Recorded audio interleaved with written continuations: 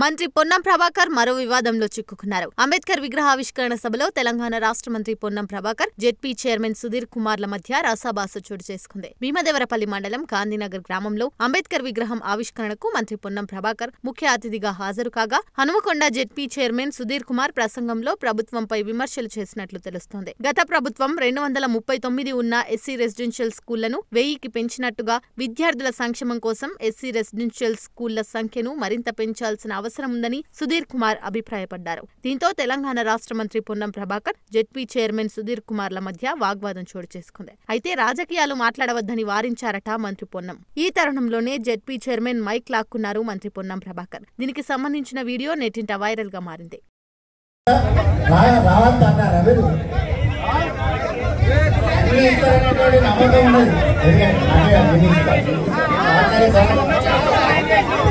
అంబేద్కర్ విగ్రహావిష్కరణ రాజకీయాలతో టీఆర్ఎస్ ఏం చేసి కాంగ్రెస్ ఏం చేసి దాంతో అనవసరం లేని ప్రాంతం వచ్చి ఎవరైనా మాట్లాడేదా?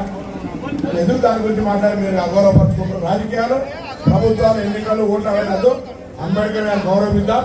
దళిత సంఘాలకు ఏం చేద్దాం చెప్తాం. కానీ అవి ఎందుకు ఖాళీగా ఉంటుంది.